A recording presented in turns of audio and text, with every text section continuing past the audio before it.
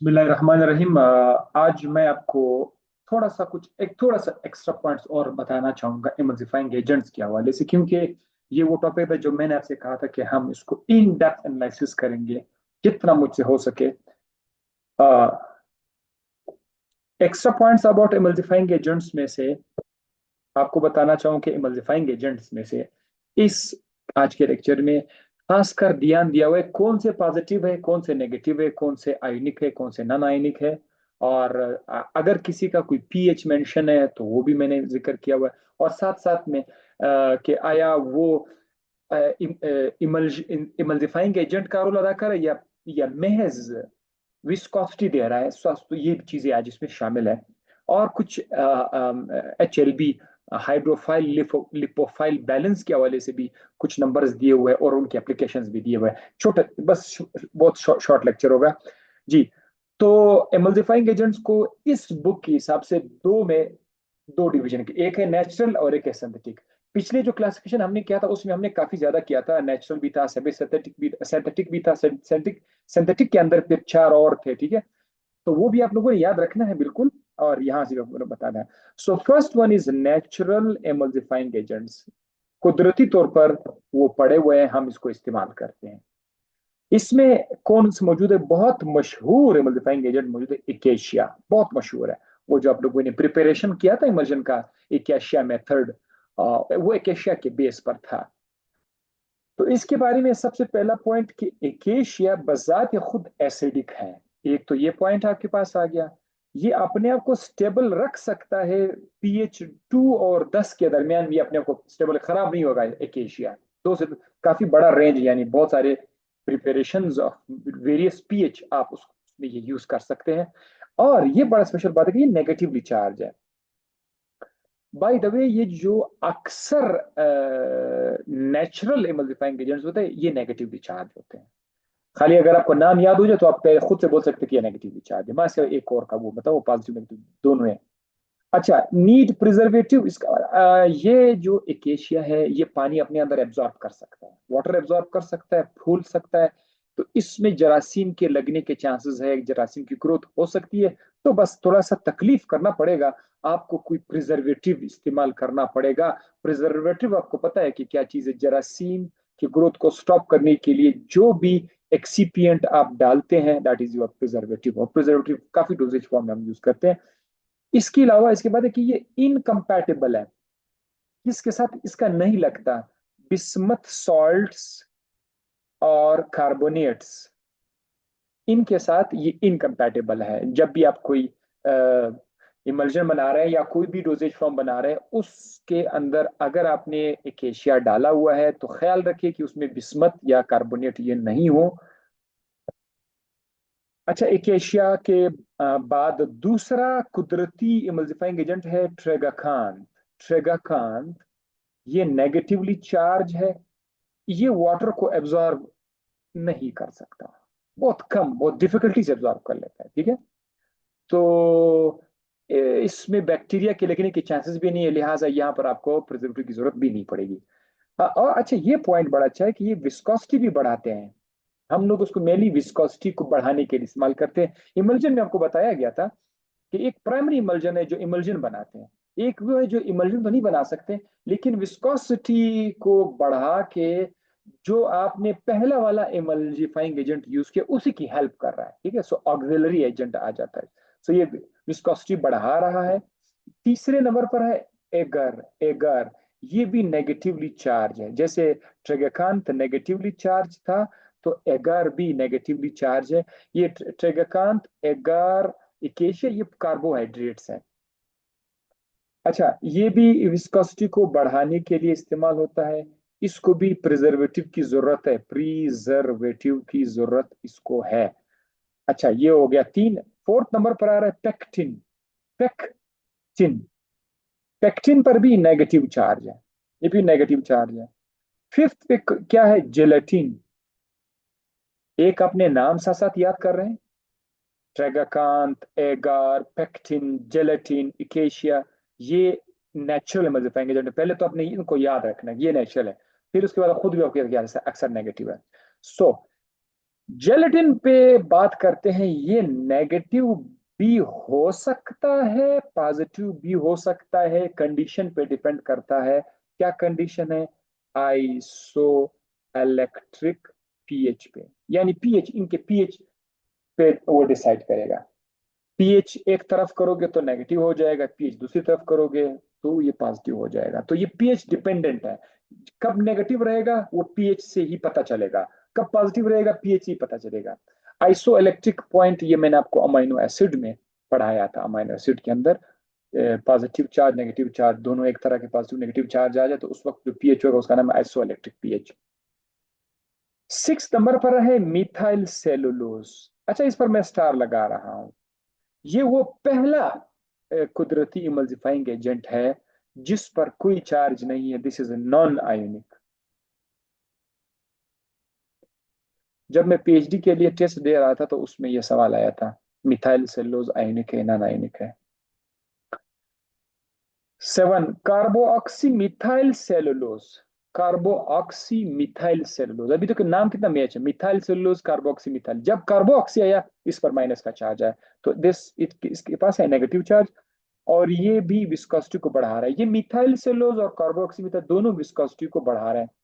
एक और बात भी आप याद रखिएगा, लकीर के फकीर नहीं बनेंगे कि जो चीज आपने यहाँ पे देख लिया कि अच्छा बस एकेशिया है या एगर है या पेक्टिन है या जेलेटिन है, ये सिर्फ और सिर्फ आपने इमल्सिफाइंग एजेंट में आपने पढ़ लिया तो आपको ये कहीं पर नजर नहीं आएगा। नहीं, ये आपको और डोजेज फॉर्म में किसी और मकसद के लिए भी आपको नजर आएगा, तो उधर से अपनी भी याद रखना है। जैसे आप टैबलेट में जाएंगे तो टैबलेट के एक्सिपिएंट्स भी मैं आपको थोड़ा उसमें तंग करूंगा। उसमें बहुत सारे एक्सिपिएंट्स होंगे तो कुछ एक्सिपिएंट्स आप हैरान हो जाएंगे कि एक ही एक्सिपिएंट होगा, उसके दो तीन रोल होंगे।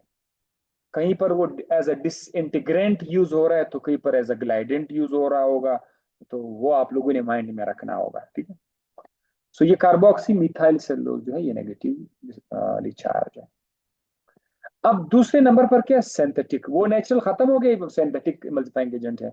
सिंथेटिक क्या हो सकते हैं? ये एन आयोनिक हो सकते हैं माइनस चार्ज, ये केट आयोनिक हो सकते हैं पॉजिटिव चार्ज, और नन आयोनिक हो सकते हैं जिस पर कोई चार्ज नहीं है। तीन के तीन हो सकते हैं। तो पहले हम अच्छा, इसके साथ एक और पॉइंट है, ये अक्सर एम्फीफाइल होते हैं। एम्फीफाइल यानी इसके अंदर हाइड्रोफिलिक प्रॉपर्टी भी है, पानी के साथ भी मिल मिल सकते हैं, और इसी के अंदर लिपोफिलिक प्रॉपर्टी भी है, यानी ये लिपिड के साथ भी मिल सकते हैं। तो दोनों एक साथ एक ही मॉलिक्यूल के अंदर ये दोनों है, दैट्स कॉल्ड एम्फीफिलिक। तो ये अक्सर आपको एम्फीफिलिक नजर आएगा। इसीलिए इनके लिए हम लोगों ने हाइड्रोफाइल लिपोफाइल बैलेंस एचएलबी इसके लिए हम लोगों ने बनाया हुआ एनायनिक, या जो सिंथेटिक वाले होते हैं सिंथेटिक में। अच्छी, तो शुरू करते हैं एनायनिक के साथ। एनायनिक, अब सिंथेटिक के अंदर जो एनायनिक है उसमें से सबसे पहले तो ईस्टर्स हैं। अक्सर ईस्टर्स होते हैं। आपको पता है ईस्टर क्या है? पढ़ाया गया है। इसमें से एक एग्जांपल है सोडियम लाराइल सल्फेट। ये आपको याद होगा मैंने कहा था maximum H L B values की है। लाराइल सल्फेट बहुत ज्यादा है, 40 इसका एच एल बी वैल्यूज है। जितना ज्यादा एच एल बी वैल्यूज है वो उतना ही ज्यादा हाइड्रोफिलिक होगा, वो बहुत कम फिर हाइड्रोफोबिक होगा। जितना ज्यादा हाइड्रोफिलिक होगा वो आपको ऑयल इन वाटर इमल्जन देते हैं। ये बात रिपीट हो गई। इसके अलावा इस एनाइनिक में और कौन है? Sulphonic acid derivative, sulphonic acid से बने हुए हैं। क्या क्या इसमें? एक है डाई ऑक्टाइल सोडियम सल्फोसक्सिनेट, ये भी एक एनाइनिक है। इसके अलावा थर्ड पर, अच्छा पहला दूसरा एंड थर्ड, सोप। सोप हम और आप जैसे साबुन को बोलते हैं, मुंह हाथ धो लेते हैं कपड़े धोते हैं। यहाँ पर जो फार्मास्यूटिक्स में जो सोप है ये दरअसल इमल्सिफाइंग एजेंट्स के लिए यूज किया जाता है। सोप, मुख्तलिफ किस्म के सोप हम बनाते हैं। अगर वो अल्कली सोप है तो आपने याद रखना है कि ये ऑयल इन वाटर देगा, अल्कली सोप, क्योंकि अल्कली जो है ये वाटर सलुबल है। अल्कली वाटर सलुबल है। और अगर ऐसा सोप हो जो मेटालिक हो, उसमें कोई मेटल होगा, वो वाटर इनसोलुबल है। वो वाटर इनसोलुबल है। Water insoluble. तो वो आपको देगा water in oil. Monovalent soap, ऐसा सोप जिसमें एक नेगेटिव चार्ज वाले इमल्सिफाइंग एजेंट्स हो, वो आपको देगा ऑयल इन वाटर।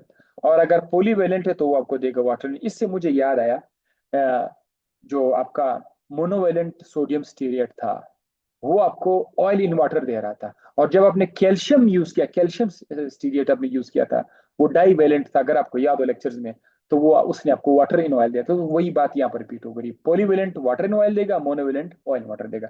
ये ऐसे पॉइंट्स है, अगर हम इसको मिस करते, क्या पता इधर से कोई एमसीक्यूज आ सकता था।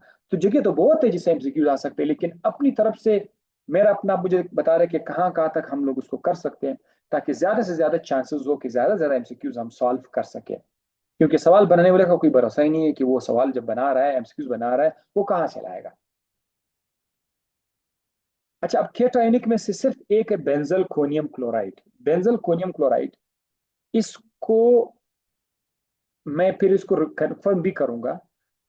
अभी मुझे जस्ट अभी अभी मुझे जहन में याद आया कि बेंजल कोनियम क्लोराइड एक पॉजिटिव इमल्सिफाइंग एजेंट के साथ साथ ये एंटीबैक्टीरियल भी है। ठीक है, ये एंटीबैक्टीरियल भी है। और मैं इंशाल्लाह इसको कंफर्म भी कर दूंगा, क्योंकि कई सुना था, बहुत वक्त पहले सुना था, अब ये जहन में आ गया। लेकिन मैं आपके लिए कंफर्म करके, yes it is benzalkonium chloride is a preservative as well. ठीक है, ये कंपेटेबल नहीं है सोप के साथ। ये रीजन आपको पता होना चाहिए, मैं नहीं बताऊंगा कि जो केट आयोनिक बेंजोलकोनियम क्लोराइड है ये सोप के साथ क्यों कंपेटेबल नहीं है, शायद ये आप खुद ही मुझे बता सको, मैं नहीं बताऊंगा। अच्छा, उसके बाद आ जाएंगे नॉन आयोनिक। नॉन आयोनिक कौन से हैं? नॉन, बस वो चार्ज नहीं है, पॉजिटिव नेगेटिव नहीं है। तो ये तो बड़े, वो हमने उस पिछले लेक्चर में पढ़ा था, सार्बिटान सार्बिटान सार्बिटान सार्बिटान। तो ये जो आपको सॉर्बिटान लफ्ज नजर आएगा, सॉर्बिटान ईस्टर्स, इनको मजमुई तौर पर नाम दिया जाएगा स्पान्स। स्पान्स, स्पान 20, स्पान 30, स्पान 40 वगैरह वगैरह, इस तरह इसके साथ बोला जाता है। ये जितने भी स्पान्स होते हैं, ये हाइड्रोफोबिक है, ये पानी के साथ इनका अच्छा नहीं लगता, हाइड्रोफोबिक है। ये आपको देगा वाटर इन ऑयल टाइप का इमल्जन। और जो सॉर्बिटॉन है, सॉर्बिटॉन ही है, वो पॉलीऑक्सी ग्रुप जब उसके साथ अटैच हो रहा था, ये भी पहले हो चुका है। पॉलीऑक्सी ग्रुप जब अटैच हो जाए, पॉलीसॉर्बिटान, पॉलीऑक्सी सॉर्बिटान, उसमें भी 20, 30, 60 इस तरह नंबर यूज होता था, उन सबको ट्विन कहा जाता है। अब अगर कहीं पर आप देखते हैं स्पान 20 या स्पान 40, ये आपको लग जाए ट्विन 40 नजर आ जाए या ट्विन 20 नजर, तो परेशानी होनी, ये उसी सॉर्बिटॉन की तरफ इशारा है। तो पॉलीऑक्सी ग्रुप इसमें आ जाता है। तो ये जो पॉलीसॉर्बेट्स, इसको ट्विन्स का नाम दिया जाएगा, और ये हाइड्रोफिलिक है। ये क्या है? ये हाइड्रोफिलिक है, क्योंकि पानी के साथ इनका मिलता है। तो जो चीजों का, जो इमल्सिफाइंग एजेंट पानी के साथ उसका मिलता है, वो आपको oil in water emulsion, emulsifying agent emulsion देगा। ये था। और जो दूसरा रिव्यू वाला बुक, रिव्यू वाली बुक थी, उससे से जो मालूमात मैंने ली, और ये भी वहां से मैं उठा के लाया हूँ कि कुछ HLB वैल्यूज दिए गए हैं, और उनका एप्लीकेशन कि उसको कहाँ कहाँ पर यूज करते हैं। अगर 0 से लेकर 3 तक बहुत कम HLB वैल्यूज हो, तो ऐसे चीजों को हम लोग बतौर एंटी फॉर्मिंग एजेंट इस्तेमाल करते हैं। एंटी फॉर्म, अगर आप फॉर्म नहीं चाहते हैं किसी चीज के अंदर, वो फॉर्म बनता है तो फॉर्म ना बने, तो आप उसके अंदर ऐसा इमल्सिफाइंग एजेंट यूज करें जो 0 से लेकर 3 तक आपको HLB वैल्यूज दे दे। 4 से 6 फिर आपको कौन देगा? वाटर इन ऑयल देगा। ये जाहिर है बहुत कम HLB है, HLB वैल्यू कम है, तो वाटर इन ऑयल देगा। अगर 7 से लेकर 9 तक है, थोड़ा सा आपने ज्यादा कर दिया, ये आपको वेटिंग एजेंट का काम देगा। वेटिंग एजेंट एक चीज है, पानी के साथ गीला नहीं होता। आपने कुछ परिंदों को देखा होगा, वो पानी के अंदर चले जाते हैं, बाहर आ जाते हैं, उसके पर बिल्कुल ठीक ठाक रहते हैं, गीले नहीं होते हैं। तो गीले नहीं होते हैं। ऐसे चीजें भी होती है कि वो गीले नहीं होते हैं। अगर आप उसको गीला करना चाहते हैं, तो उसके लिए वेटिंग एजेंट इस्तेमाल करते हैं। ये हम लोग सस्पेंशन में भी वेटिंग एजेंट इस्तेमाल करते हैं, इमल्जन में भी वेटिंग एजेंट। तो वो वाटर के साथ जो है ना, उसकी एफिनिटी को हम लोग बढ़ाना चाहते हैं कि मिल जाए, तो फिर आप ये यूज करो। 7 से 9 वेटिंग एजेंट। 8 से 18 के दरमियान जो वैल्यूज है, वो आपको ऑयल इन वाटर टाइप का इमल्जन देगा। तो आप देख रहे हैं काफी ज्यादा HLB वैल्यूज हो गई।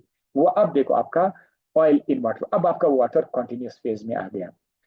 इससे मजीद भी आप ऊपर जा सकते हैं, 13 से लेकर 15 तक आप जाएंगे तो आपको जो पर्पज मिलेगा वो है डिटर्जेंट। डिटर्जेंट आप कपड़े साफ करने के लिए, कपड़ों से दाग, कपड़ों से ऑयली दाग हटाने के लिए जो है आपको कौन सा इमल्सिफाइंग एजेंट आप यूज करते हैं, वो 13 से 15 डिटर्जेंट है। 10 और 18 के दरमियान जो है आपका सोल्युबलाइजिंग एजेंट है। सोल्युबलाइजिंग एजेंट में हम क्या करते हैं, अगर कोई इनसोल्युबल चीज पानी के अंदर डिजोल्व नहीं हो रहा है तो हम क्या करते हैं, हम एक इमल्सिफाइंग एजेंट की मदद से उस चीज को सोलुबलाइज कर लेते हैं, उस चीज को डिजोल्व कर लेते हैं।